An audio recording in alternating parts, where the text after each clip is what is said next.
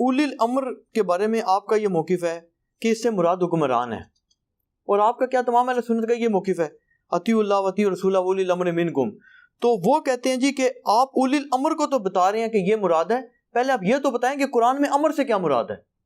اللہ کے امر سے قرآن میں کیا مراد ہے، پھر وہ اس سے اگلی کلوریل ایڈ کرتے ہیں، وہ کہتے ہیں جی کہ آپ یہ بتائیں کہ آپ کے نزدیک تو حکمران اس کا ہے، چاہے وہ یزید ہو، چاہے حجاج بن یوسف ہو، چاہے آج کل جیسے حکمران ہو، شرابی ہو، بدکار ہو، بدماش ہو، تو وہ کہتے ہیں جی کہ اللہ کا امر نعوذ باللہ وہ ایسے حکمران نافذ کریں گے۔ اس سے وہ پھر موقف لاتے ہیں جی کہ حکمران کا ضروری ہے کہ وہ معصوم ہو، تو اللہ کا امر جو ہے وہ معصوم کے علاوہ نافذ ہی نہیں ہو سکتا۔ اگر یہی بات ہے تو پھر صلح حسن کدھر جائے گی؟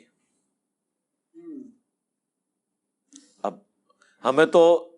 ناصبیوں سے بھی مقدمہ لڑنا پڑتا ہے اور رافضیوں سے بھی لڑنا پڑتا ہے، صلح حسن کدھر جائے گی؟ صلح حسن اس بات کا ثبوت ہے،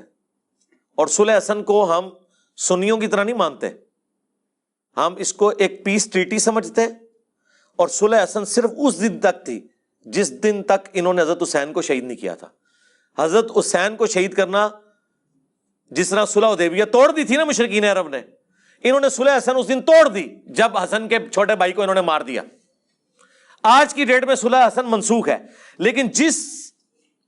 ایرا میں، جس ایرا کے اندر وہ اپلائی تھی، اس میں حضرت حسن نے معاویہ بن ابی سفیان رضی اللہ تعالیٰ عنہ کے ساتھ جو کمپرومائز کیا، تو اس میں انہوں نے کیوں ان کو اجازت دی کہ وہ اللہ کے امر کو نافذ کریں؟ ٹائم قیامت تک ہے۔ شکر ہے، شکریہ امام حسن، آج آپ کی صلح ہمارے کام آئی کہ ہم غالی رافضیوں کو بھی پھکی دے سکیں۔ اچھا، اس کا جواب جو میں نے بھی بات کی تھی، وہ کہتے ہیں جی کہ جواب دینا ہے، ڈنڈی نیچے مار دی۔ اس کا جواب، وہ جواب مطلب ہے وہی بات ہے، جب نہیں بنتا نا اتنا اتنا کمزور جواب میرے سامنے رہنا، میں لا کے ہاتھی پڑھا چڑھتا ہے، جواب مجھے پتا ہے کوئی بھی نہیں ہے۔ نہیں، اس کا جواب انہوں نے یہ دیا، وہ کہتے ہیں جی کہ بلکہ انہوں نے تو وہ بات کی کہ میں نے ان کو کہا بھی، میں نے کہا یار یہ بات تو نسبی اور یزیدی لوگ کرتے ہیں، تو یہ آپ کیا کہہ رہے ہیں؟ انہوں نے 3 روایات والی بات پیش کی کہ حضرت امام حسین علیہ السلام نے بھی 3 شرائط پیش کی تھی، تو میں نے ان کو بتایا، میں نے کہا جی یہ بات تو ہم نسبیوں کی نہیں مانتے۔ وہ کہتا ہے جی آپ نہ مانے تو آپ کی مرضی، ہماری تو کتابیں شیعوں کی بری پڑی ہیں کہ امام حسین نے پوری حجت تمام کی ہے۔ وہ کہتے ہیں امام مہدی کے علاوہ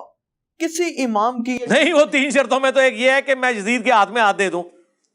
نہیں، وہ کہتے ہیں کہ ہمارے نزدیک نہیں ہے۔ گل مننی تو پوری منو، تسی کہ ادھی گلا من دیو، تسی صلاح الدین یوسف والا کام تے نہ کرو کہ روایت اس کتاب تو انصاب الاشراف تو 3 شرائط لے، اور انصاب الاشراف میں تو لکھا ہوا ہے یزید اور اس کے آباء و اجداد کے تابوت جہنم میں ہے،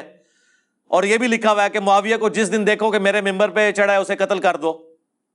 ہاں، انصاب الاشراف میں لکھا ہوا ہے 3 شرطوں والی کتاب میں، وہ یہ کہتے ہیں ہاں اس دے اوتے عمل کریے۔ پھر یہ کہتے ہیں جی کہ یہ امام تو جعلی روایتاں نے، ہم کتاب کو جعلی مانتے کہتے ہیں جی امام حسن جو تھے نا، امام حسن نے اس لیے صلح کی تھی کہ امام حسن کو لڑنے کا فائدہ ہی کوئی نہیں تھا، بلکہ وہ کہتے ہیں کہ میں نے پھر یہی بات لیکن وہ آپ کی ڈاکٹرین تو ٹوٹ گئی نا، ریزن اس کی کچھ بھی تھی۔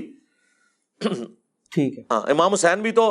امام حسین کو لڑنے کا کیا فائدہ ہوا ہے؟ ایک منٹ، امام حسین کو لڑنے کا کیا فائدہ ہوا دنیاوی طور پہ کہ انہوں نے حکومت حاصل کر لی؟ وہ کہتے ہیں انہوں نے پوری کوشش کیا کہ میں نہ لڑوں۔ کنہوں نے؟ وہ کہتے ہیں سوائے امام مہدی کے ہمارے شیعہ مذہب کے مطابق کسی امام کی ڈیوٹی نہیں ہے کہ وہ لازمی بزور طاقت کرے۔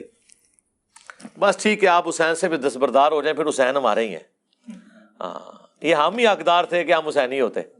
اگر آپ حسین کے بارے میں یہ کہہ رہے ہیں کہ حسین نے گریہ کرنا ہے، تو میں ان کو اپنی پھکی تو دے چکا۔ سید جواد نقوی صاحب نے کہا ہے کہ میں نے اس شیعت میں یعنی آنکھ کھولی، یا میں نے اس شیعت کو پایا جس میں حسین ایک ایسا مظلوم بابا ہے جو کونے میں بیٹھا ہوا رو رہا ہے، لیکن جب حسین کو پڑھا تو پتہ چلا کہ یہ مظلومیت کا نام نہیں ہے، دلیری کا نام ہے۔ بس میں یہی کہوں گا اس کے اوپر کہ تم نے حسین کو سمجھا ہی نہیں ہے، جس طرح کرسچنز نے جیزس کرائسٹ کو نہیں سمجھا، ٹھیک ہے، تم نے حسین کو نہیں سمجھا۔